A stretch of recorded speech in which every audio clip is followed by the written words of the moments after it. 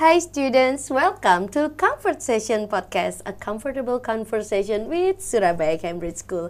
Hari ini kita kedatangan tamu spesial, ada Miss Raina Winata, Magister of Psychology. Hai Miss Raina. Halo juga Kak Sisil. Apa kabar? Kabar baik, sehat. Semoga Kak Sisil dan juga parents and students, juga teachers nih ya yang nonton sehat juga ya. Amin. Nah, saya pertama ketemu Miss Raina hari ini begitu cerah ceria loh Miss. Auranya ya, luar biasa. Waduh gitu Kak. Do you feel it too? Nggak tahu juga sih, not sure juga gitu. Mungkin juga orang lain gitu ya yang bisa ngelihat gitu. Nah, Miss Raina kesibukannya, kesehariannya sebagai psikolog pendidikan anak dan remaja, dan juga merupakan konselor pernikahan berlisensi Prepare and Reach. Nah, Miss Raina juga adalah certified play therapist secara internasional ya, dari personal PT itu apa Miss? Play therapy. Iya, Play Therapy International. Nah, Miss Raina kesehariannya ibu dari 3 orang putra-putrinya, betul ya? Betul Kak. Selain mom of 3, saya juga praktek pribadi. Nama klinik psikologi saya Ruang Keluarga. Di mana gitu, tuh Miss? Di Jember, tepatnya di Jember. Kira-kira kalau dari Surabaya 4 jam lah ya, gitu. Sudah ada tol nih sekarang. Terus juga saya juga praktek online nih, saya juga associate psychologist di Ibunda Jakarta Selatan dan juga Hope Psychology Center Semarang. Nah, kalau parents di sini kepingin online consultation sama Miss Raina, bisa hubungin kemana Miss? Boleh nih, langsung aja buka Instagram saya, Raina Winata. Oke, thank you untuk Miss. Detail lengkapnya. Iya.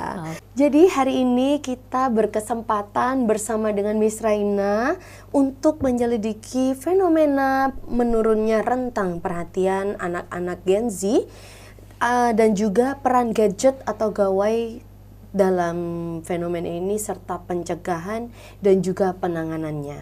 Nah, untuk menurut pengamatan Miss Raina, apakah attention span atau rentang konsentrasi dari Gen Z serta Gen Alpha ini lebih pendek Miss dibandingkan generasi sebelum-sebelumnya? Memang benar nih Kak Sisil, kita bisa bilang kayak gitu juga ya parents, karena bagi anak-anak generasi Z, apalagi kalau generasi Z itu kan adik-adik yang memang lahirnya tahun 95 sampai 2009 gitu ya Kak Sisil. Terus anak-anak generasi Alpha lahirnya tahun 2010, start from 2010 sampai sekarang. Nah, anak-anak generasi Alpha ya khususnya yang memang ini anak-anak kita lah berada pada rentang usia tersebut, memang mereka ini udah dari baby nggak sih ya, mereka udah dari baby terpapar sama YouTube gadget, gitu, sehingga seolah-olah mungkin kita jadi clueless juga gitu. Kalau misalnya kita nggak menghadirkan YouTube, kita nggak menyodorkan YouTube untuk anak-anak, terus dari mana nih mereka bisa ngomong? Padahal dulu kita waktu kecil ya, dengan kita interaksi atau main bareng sama orang tua atau pengasuh, itulah cara anak bisa berinteraksi kayak gitu. Nah, mereka dari kecil, dari baby atau dari umur TK gitu ya, SD, mereka udah fasih banget gitu, seolah-olah mereka udah expert banget gitu ya. Meskipun kita nggak ngajarin cara pakai handphone gimana, dengan lihat kita aja mereka udah tahu ya, zoom in itu pencet mana gitu, atau kayak misalnya scroll mau skip, gitu. Misalnya kalau misalnya mereka nggak suka dengan konten yang mereka lagi nonton sekarang, mereka tinggal satu klik aja udah bisa ganti gitu. Nah, tadi yang Kak Sisil sempat bilang rentang konsentrasi gitu ya. Ketika anak dengan mudah klik itu aja si konten udah berganti. Nah, itu dia tuh. Kalau di sekolah kan nggak bisa kayak gitu ya. Iya. Misalnya lagi bosen sama gurunya, masa sih gurunya diganti, kan nggak mungkin ya gitu ya, di set gitu terus berganti, nggak mungkin kayak gitu sih Kak. Ya, kalau kan saya sempat baca artikel dari McKinsey, jadi Gen Z itu menghabiskan sekitar 6 jam untuk bermain handphone. Nah, apakah konsumsi atau durasi yang begitu lumayan lama ya Miss ini untuk mengkonsumsi konten digital ini bisa berpengaruh pada turunnya attention span anak-anak kita? Betul Kak, memang dari konsumsi gadget itu gitu ya, dan juga mau buka aplikasi atau tinggal ganti konten itu hanya tinggal di scroll, anak-anak kita juga jadi menurun fokusnya gitu, karena gampang sekali untuk beralih. Kalau kita lihat media sosial misalnya ya, tinggal scroll itu aja topik atau genre suatu konten udah beda ya. Iya. Nah, kalau menurut Miss Raina, ada nggak jenis teknologi digital yang paling berpengaruh untuk menurunkan rentang fokus anak? Bener sih Kak, itu salah satunya adalah short video gitu. Jadi mungkin kita bisa bilang reels gitu ya. kita bisa bilang dari konten-konten short video dari TikTok. Iya. Kemudian Instagram mulai mengeluarkan reels gitu YouTube ya. Short. Terus juga ada YouTube Shorts juga gitu. Sehingga dengan short video itu anak-anak bisa langsung scroll gitu ya, atau misalnya dia mau tetap nonton, tapi dia mau part yang lain gitu. Jadi tinggal diklik aja kan ya untuk di fast forward, atau tinggal diklik aja untuk bagian mana yang dia mau nonton. Iya, ya. Jadi kalau misalnya seperti itu sudah terjadi, apakah masih bisa dilatih, Miss? Maksudnya untuk kita perbaiki. Apakah otak bisa dilatih untuk meningkatkan fokus, Miss Raina? Bener nih Kak Sisil. Jadi memang otak kita tuh nggak fix gitu ya, masih bisa dilatih, apalagi untuk anak-anak kita di usia anak-anak sampai remaja gitu. Jadi kita bisa perbanyak lagi kegiatan-kegiatan yang non-screen gitu, non-gadget, betul. Dengan permainan-permainan yang tradisional kayak gitu ya, kayak dakon atau congklak, atau dengan board game seperti catur atau monopoli. Oh, jadi latihan-latihan itu bisa dilakukan. Mungkin ada latihan apa lagi, Miss, yang mungkin bisa memfokuskan ke perkembangan otak mereka? Bener Kak, jadi kita bisa ajak anak untuk baca buku, kemudian dia diminta untuk menceritakan kembali isi buku Retell itu. the story. Bener, kayak gitu. Jadi ada kayak pembahasan discussion bersama orang tua atau guru di kelas.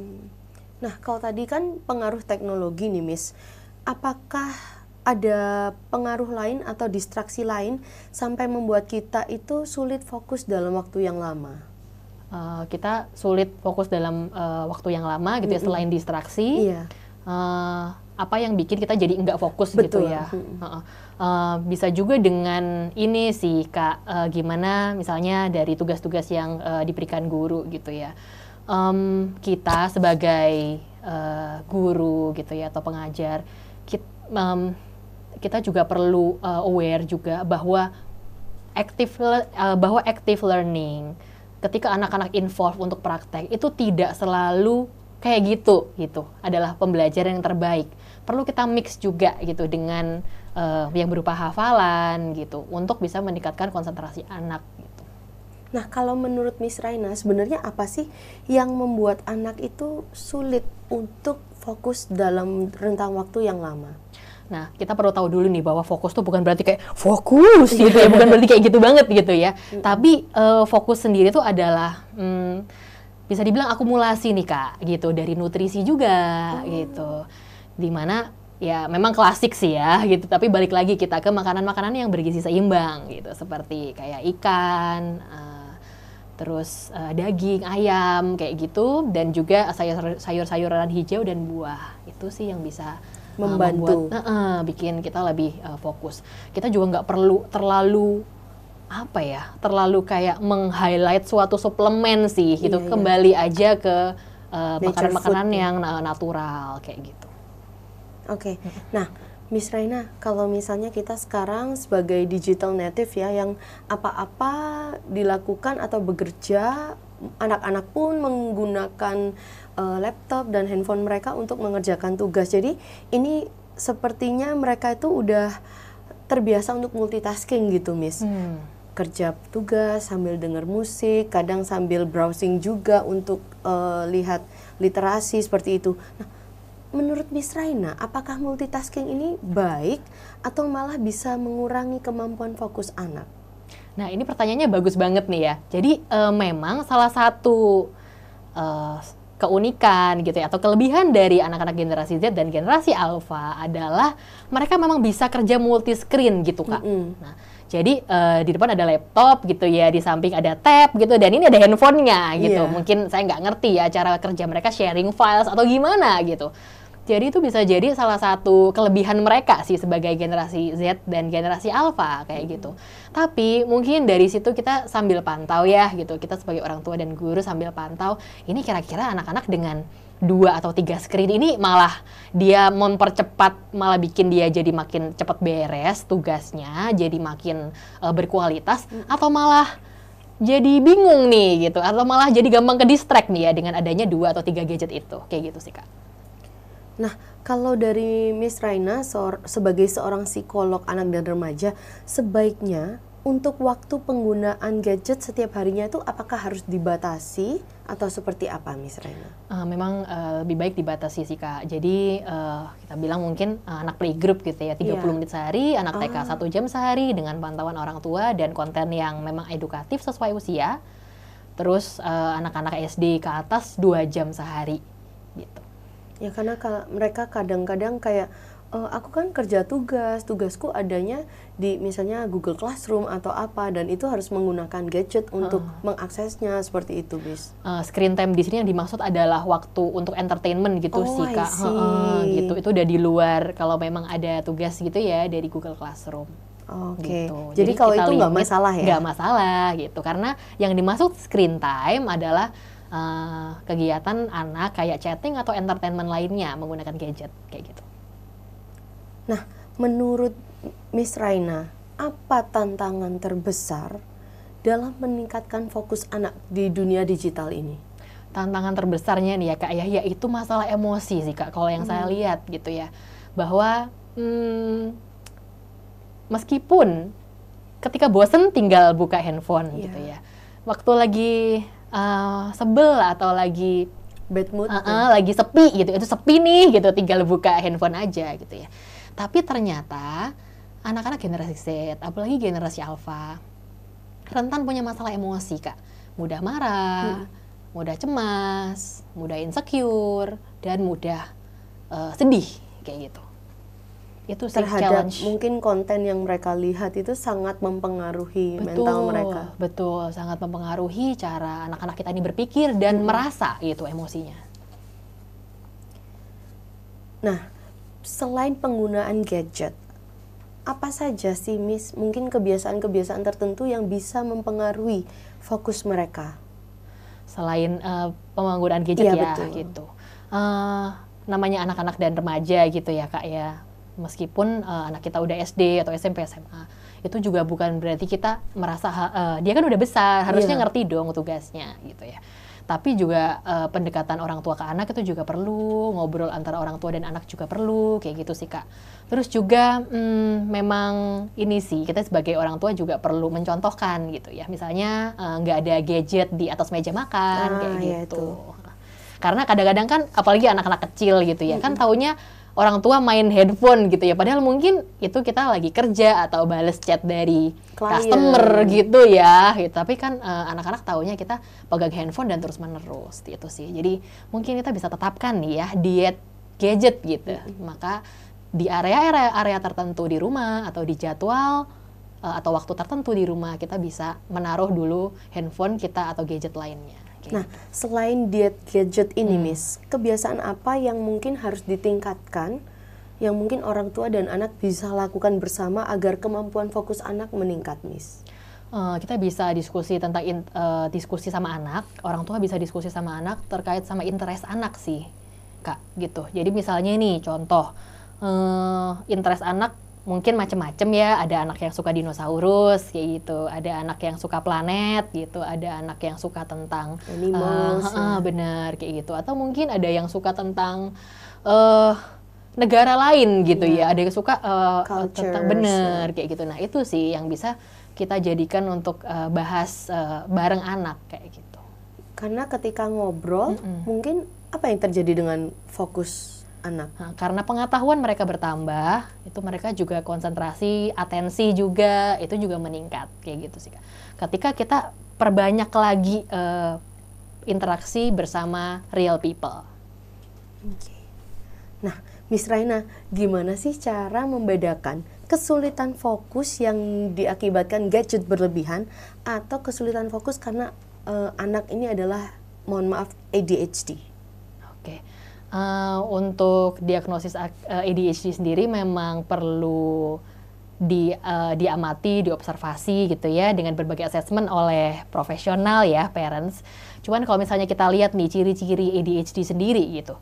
ADHD bisa dibilang ada 2 komponen, parents, yaitu attention deficit disorder sama hyperactivity.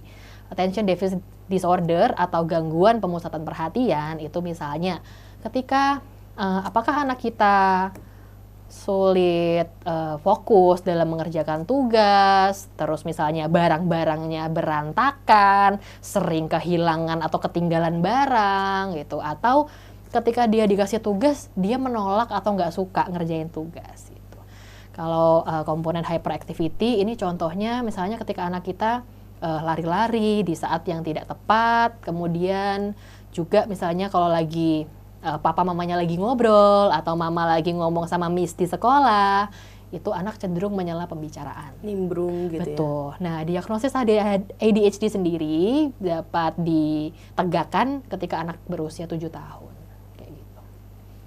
Jadi kita tidak boleh buru-buru untuk ngejudge gitu ya, Miss? Betul, karena belum tentu anak yang muter-muter lari-lari itu udah pasti ini anak hiper nih, padahal belum tentu gitu parents. Apalagi untuk anak yang di bawah 6 tahun ya, kita masih bisa tunggu. Sambil nggak cuma kita nunggu aja sih, tapi juga kita latih fokusnya. Tetap gitu. Distimulasi, betul, diajak ya, itu tadi interaksi dengan real people ya, Miss. Betul, bener memang anak jadi banyak pengetahuan ya dari gadget gitu, tapi kita bahas lagi sama anak. Jadi yang sering saya sarankan ke klien-klien parents nih, Kak Sisil adalah ketika anak misalnya anak TK gitu ya atau kelas 1 kelas 2 SD itu nonton, itu orang tua bisa ikut nimbrung nih, wah gajahnya terbang ya misalnya kayak betul. Gitu, sehingga anak nggak fokus banget, biasanya mereka sampai nggak kedip gitu ya kalau lagi nonton di YouTube. Iya, saya juga kalau pengalaman saya ya, Miss, kalau anak saya screen time, saya juga ikut kayak, oh itu kenapa tigernya, oh wolfnya kenapa, jadi kayak berusaha masih tetap ada interaksi gitu ya, mengobrol, membahas apa yang kita lihat tadi kayak gitu. Bener, simple memang, tapi bisa berdampak sih parents. Ini harus dicatat nih, jadi bukan berarti anak dengan gadget alone sendiri dengan dunianya, tapi kita juga harus masuk begitu menyelami juga. It's okay ya, Miss. Benar Kak Sisil. Apalagi biasanya ini ketika anak kita udah kelas 3 SD ke atas nih ya Kak ya. Kita jadi ngerasa kamu kan udah gede, kamu harusnya tahu dong tugas kamu gitu kan. Kamu harusnya tahu dong gitu. Ini kan assignment, ini harus kamu kumpulin besok gitu. Kenapa ini gak dikerjain? Mana jam 9 malam gitu ya harus bawa tembaga ukuran 1 milimeter gitu ya. Kayak gitu sih. Waduh, akhirnya ya ini ya karena udah nggak fokus gitu dengan tugasnya. Bingung lah kita kayak gitu kan. Jadi kayak memang gitu harus dari awal orang tua harus tetap in charge dan masih involved sama anak-anak. Betul. Dan juga tak khawatirnya lagi kalau kita misalnya kita kasih kendor dia di usia SD, kita jadi lost momen-momen dan kedekatan sama anak gitu. Kita kan nggak mau ya ketika anak udah remaja nanti jadi jauh sama kita dan akhirnya kita bayangin aja seperti ini nih parents. Kalau misalnya ada temen nih, kita dulu deket nih ya sama sahabat kita, terus habis itu udah beberapa tahun kemudian kita sama sahabat kita ini jauh gitu ya, udah menjauh. Habis itu si sahabat lama kita ini bilang gitu, kamu jangan main gadget terus dong gitu, kamu tuh belajar dong, kamu tuh main terus, kamu kok belum tidur sih, ini udah jam 1 pagi kayak gitu ya. Nah, apa nih yang kita rasakan sebagai bener gitu, pastilah sebel ya diomelin kayak gitu terus, kayak gitu sih Kak. Sehingga kita perlu loh tetap jaga hubungan sama anak sebagai basic gitu ya, ketika nanti anak udah remaja, anak tetap dekat sama kita. Dan masih tetap terbuka dengan apapun masalahnya. Nah, Miss, apakah lingkungan belajar anak itu juga mempengaruhi kemampuan mereka untuk fokus? Maksudnya, misalnya kalau lingkungannya harus kondusif atau harus sangat sepi untuk meningkatkan fokus anak? Memang kalau anak-anak yang tipe gaya belajarnya bukan auditori gitu ya parents. Jadi kayak misalnya anak-anak yang cara belajarnya itu visual atau dengan tulisan-tulisan aja dia udah ngerti dan butuh hening, maka memang disarankan suasana belajar yang sepi gitu. Cuman perlu dipahami juga nih bagi kita sebagai orang tua dan guru gitu ya Kak Sisil, bahwa ada loh anak-anak yang aku tuh harus dengerin musik biar aku tuh fokus. Nah, maka anak kita atau murid kita punya gaya belajar auditori kayak gitu. Jadi dengan mendengarkan, mungkin kayak denger guru di kelas itu bikin dia lebih paham dan konsen gitu ya. Atau dengan lagi belajar gitu buat tes besok, dia perlu mendengarkan musik dulu gitu, biar dia jadi semangat dan mungkin jadi lebih konsentrasi. Gitu. Nah, jadi mungkin selain kita bisa mengetahui terlebih dahulu gaya belajar mereka, gimana sih Miss cara menjaga fokus mereka ketika kerja PR atau lagi belajar kayak gitu? Untuk menjaga fokus biasanya gini nih Kak, karena kan badan dan pikiran kita ini kan jadi satu gitu ya. Nah, anak akan bisa fokus mengerjakan PR ketika sebelumnya dia udah cukup olahraga nih gitu, ketika dia udah cukup menggerakkan badan. Jadi memang gitu ya, guru di kelas juga boleh nih mister pakai gitu ya. Kita perlu ada ice breaking dulu gitu ya, supaya anak bisa lebih ready untuk fokus, konsentrasi, mendengarkan pelajaran. Jadi mungkin sebelum pembelajaran dimulai, misalnya keluar dulu dari kursi, olahraga sedikit gitu ya, bergerak, menari, sing and dance. Setelah itu baru belajar gitu ya. Benar. Oh, that's interesting, Miss. Ya. Nah, Miss Raina, menarik nih. Tadi Miss udah menyebutkan beberapa gaya belajar. Emang ada berapa sih, Miss, macam gaya belajar anak? Ada 3 nih ya Kak ya. Jadi tadi yang udah kita bahas untuk anak-anak yang anak-anak yang butuh dengerin lagu, itu adalah anak yang punya gaya belajar auditori gitu. Tapi untuk anak-anak dengan gaya belajar visual, mungkin dia butuh fokus gitu untuk belajar dengan lingkungan yang hening gitu, nggak ada suara-suara yang mengganggu dia gitu. Anak-anak dengan gaya belajar visual itu bisa lebih fokus, lebih konsen belajarnya ketika dia membuat mind map gitu. Jadi biasanya ini anak-anak yang mungkin punya jiwa seni gitu ya, parents, anak-anak yang mungkin suka dengan kegiatan menggambar atau melukis. Jadi kita bisa ajak anak untuk merangkum satu bab itu dengan menggunakan mind map. Jadi judulnya di tengah, habis itu nanti ada lingkaran kan ya di judul ini, kemudian ada ranting-rantingnya gitu. Kemudian boleh nih ada gambar-gambar.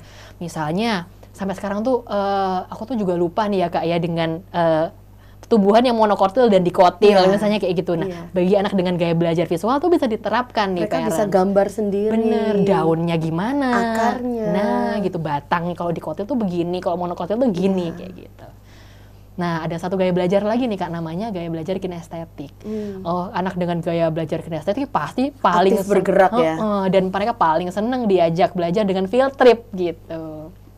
Dengan mereka jalan, kemudian mereka lihat-lihat apa ya, kayak di museum gitu ya, peninggalan sejarah gitu, atau kayak fosil-fosil, itu mereka bisa lebih tertarik gitu. Nah, tapi juga bukan berarti berarti harus field trip terus nih, nggak kayak gitu juga gitu.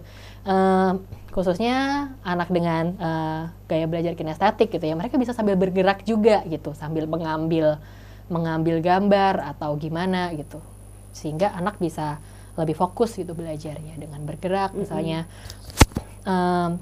mencari huruf kayak gitu, atau kayak memasangkan gambar. Dulu pernah sih saya waktu SMA gitu ya Kak ya, ada di pelajaran bahasa Indonesia tuh ada kata majemuk kayak gitu. Terus habis itu kita bikin kartu-kartu gitu sih. Yang ada activity-nya hands on gitu ya. Gitu. Atau juga pembelajaran sains dengan eksperimen gitu. Anak dengan kinestetik pasti suka banget gitu. Iya sih, karena mungkin kalau zamannya kita dulu yang tercover di sekolah dan di kelas mungkin cuman anak-anak auditori sama visual ya Miss ya. Betul. Kalau untuk anak kinestetik nanti dibilangnya nakal gitu. Padahal kamu tuh nggak bisa diem gitu padahal gaya belajarnya yang memang berbeda. Betul. Nah, ini memang harapannya sekolah dan guru bisa melihat dan juga memfasilitasi lebih lagi ya Miss. Betul Kak. Jadi supaya ada gantian gitu ya, anak-anak dengan belajar cara gaya belajar visual, auditori maupun kinestetik bisa secara bergantian nih mendapatkan materinya dengan lebih menarik gitu. Nah, menurut Miss Raina, apakah nutrisi yang dikonsumsi juga mempengaruhi fokus anak, Miss? Bener sih Kak, tapi memang kita ini juga perlu aware gitu ya, bahwa anak makan gak cuma sekedar makan gitu ya, karena banyak sekali ya sekarang juga jajanan-jajanan gitu, minuman maupun makanan yang kelihatannya tuh banyak gitu ya, tapi sebenarnya porsinya yang banyak, tapi ternyata gizinya kurang kayak gitu. Jadi kita bisa balik lagi ke makanan sehat, khususnya makanan yang dibuat dari rumah gitu, yang memang misalnya dengan makanan-makanan yang bergizi gitu ya, kita menghindari gorengan kayak gitu, bisa kembali lagi ke makanan-makanan yang sehat. Terus gitu. Gizinya tercover mulai protein. Betul, gitu ya. Protein dari daging, dan daging, ayam dan lain-lain gitu. Sayur dan buah juga. Dan pastinya balik lagi ya, kebiasaan makan sayur dan buah pasti dimulai dari kita dulu nih, orang tua. Apa yang terjadi Miss kalau misalnya anak ini misalnya makanannya tuh tiap hari bekalnya gorengan terus, apa hubungannya dan kaitannya dengan konsentrasi mereka di sekolah? Sebenarnya bukan berarti oh kamu tuh anak yang setiap hari bawa nugget dia, kamu anak yang setiap hari bawa ini ya gitu, bawa gorengan ini ya, maka kamu adalah anak yang tidak berkonsentrasi, kamu adalah anak yang konsentrasinya rendah, nggak gitu juga gitu sih Kak. Ada banyak faktor gitu ya, cuman kan kita juga mau ya anak kita punya nutrisi yang baik, yang memang berpengaruh pada pertumbuhannya juga gitu, dan perkembangan otaknya gitu, sehingga memang kita sarankan banget sih ya untuk anak-anak makan makanan dengan gizi seimbang gitu, ada sayur dan buah, dan juga kita juga menemani anak mencoba berbagai macam sayur dan buah kayak gitu sih. Nah, kalau tipsnya untuk guru-guru, strategi apa yang bisa mereka lakukan supaya anak-anak tuh tetap fokus dan konsentrasi ke guru-guru kita ini, Miss? Oke, kita bisa bikin macam-macam setting kelas gitu ya Kak ya.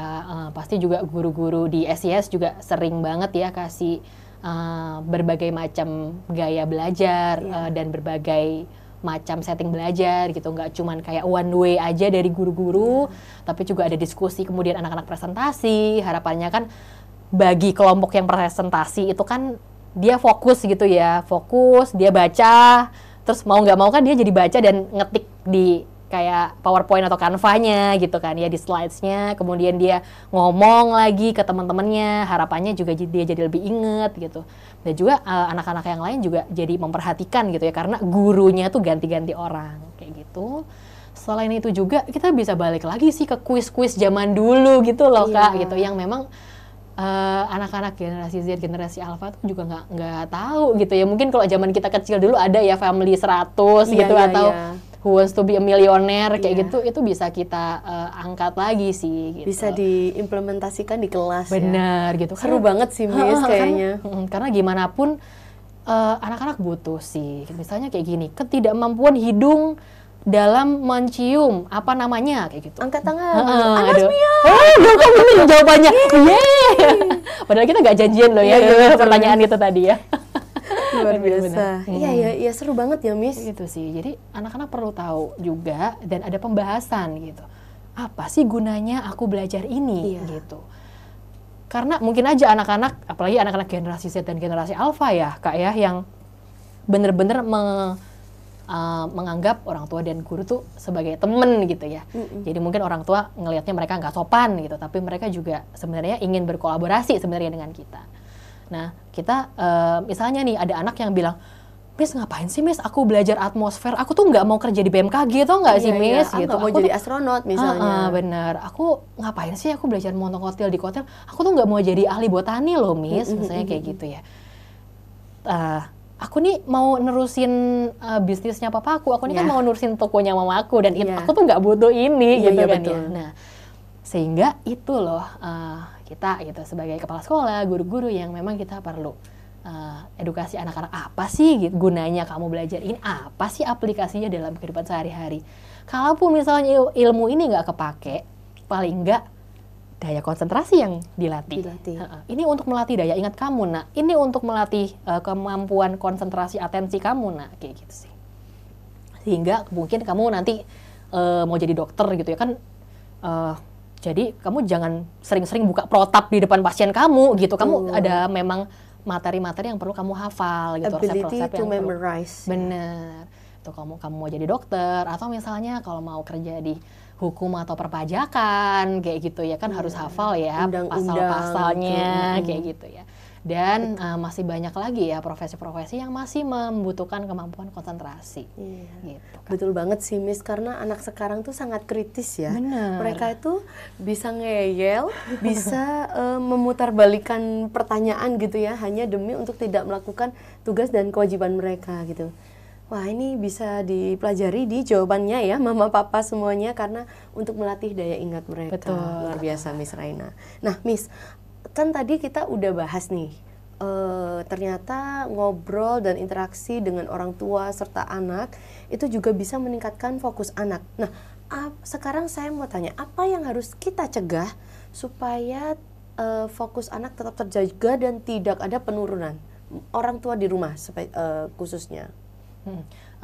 Tadi kan Kak Sisil bilang tentang ini ya, tentang jangan sampailah fokus anak turun. Betul. Gitu ya. Tapi sebenarnya namanya konsentrasi gitu ya. Konsentrasi itu bukan sesuatu hal yang seperti kayak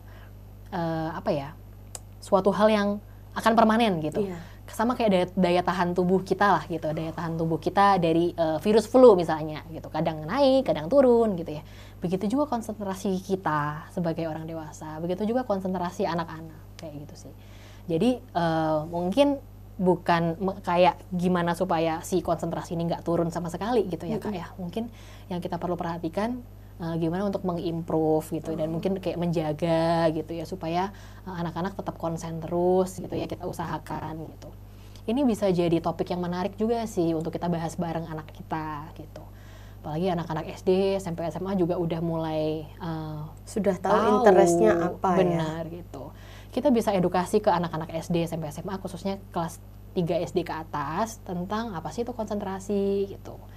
Kayak gitu sih. Jadi anak-anak kita juga mungkin lebih pintar lagi gitu yang ngajarin kita gitu. Konsentrasi itu ini loh. Oh, ini loh makanan-makanan yang kalau kata Google mah ini loh makanan-makanan yang perlu aku hindari supaya aku bisa tetap konsentrasi. Oke, menurut kamu gimana? Nah, kita ini kan ada di era yang information overload gitu ya Kak ya. Mungkin dulu kita sekolah adalah tempat mencari ilmu kayak gitu betul. Ya. Sekarang di mana aja, anytime, anywhere, anak-anak kita bisa belajar gitu. Dengan informasi yang overload ini, kita juga bisa mengedukasi anak-anak juga. Mana sih informasi hoax, mana sih informasi yang memang valid berdasar gitu. Itu sih kita jadi intinya kita bisa diskusi bareng anak gitu. Apa sih kegiatan-kegiatan untuk meningkatkan konsentrasi, permainan-permainan yang asik yang bisa meningkatkan konsentrasi kayak gitu. Nah, kan Miss Raina bilang ada permainan yang bisa meningkatkan konsentrasi ya. Misalnya permainan apa Miss? Atau mungkin ada buku atau aplikasi atau website yang bisa membantu anak yang pastinya accessible ya oleh orang tua dan anak ataupun teachers supaya bisa dimanfaatkan bersama-sama untuk meningkatkan fokus mereka, Miss. Kalau kegiatan atau kayak worksheet atau buku itu bisa dengan word search sih Kak. Apa Miss? Word search. Oh. Jadi kayak balik lagi back to basic mungkin ya gitu. Jadi ada buku gitu yang memang isinya adalah misalnya ada kata-kata nih, ketemukan kata school, eraser, paper gitu di dalam huruf-huruf yang banyak gitu di dalam satu kotak. Itu bisa loh. Tabel yang huruf-hurufnya banyak, ntar dilingkarin gini, mendatar. Oh iya. Itu bisa tuh Kak, meningkatkan konsentrasi. Bisa words, bisa juga numbers kayak gitu. Ini numbers 3 digit, ini 4 digit, ini 5 digit, ini 6 digit gitu. Anak-anak bisa cari tuh horizontal, vertikal kayak gitu. Iya benar ya, harus back to kayak ke tradisional lagi gitu ya Miss Kak, ya. Seru banget loh. Gitu sih yang anak-anak juga bisa merasa interested juga gitu dengan kegiatan. Kayak main Scrabble gitu. Bener. Mungkin ya. Kayak gitu. Bisa juga sih kayak mengisi huruf-huruf gitu untuk menambah kata kayak gitu juga bisa. Kata itu teka-teki silang. Iya, teka-teki silang. Bener, itu sih Kak. Kalau tentang aplikasi atau website, mungkin maksud kita adalah kita pengen menyodorkan ke anak, ini loh kamu tuh main ini aja, ini tuh aplikasi ini tuh bagus, atau website ini, kamu kalau misalnya kamu mau main, klik website ini aja. Nah, mungkin kita pengennya gitu. Mungkin kita Ada pengennya kayak gitu ya Kak ya. Yang kayak ya udah gitu loh. Kamu ini aja karena ini lebih bagus buat kamu. Cuman balik lagi ya, karena anak-anak ini kritis dan bisa ngelihat ini menyenangkan, ini enggak kayak gitu. Jadi kita bisa bahas sih sama anak-anak. Harus tetap didampingi gitu ya. Selain itu juga kita balikin ke anak gitu, kita diskusikan ke anak gimana nih kalau aplikasi ini ngajarin nggak gitu atau sekedar entertainment. Nah malah nanti anak yang lebih getol gitu yang ngajarin kita gitu, nunjukin kita ini loh ma kalau gini. Ini loh ma, ini ya kalau yang aplikasi yang ini ngajarin, ini nih English gitu. Kalau yang ini nih lebih ke kayak gambar-gambar, ini malah yang ini pukul-pukulan nih. Ini gamenya ini pukul-pukul nih. Enggak, ini jelek nih berarti. Nah kayak gitu. Sebenarnya anak-anak kita karena berada di generasi Z dan generasi Alpha, mereka bisa mempresentasikan itu sih ke kita. Oke. Nah, Miss Raina mungkin boleh share tips untuk orang tua dan guru bagaimana mereka bisa mengarahkan anak-anak untuk melatih fokus mereka. Silakan, Miss. Oke. Gimana untuk melatih fokus untuk orang tua dan guru gitu ya Kak ya.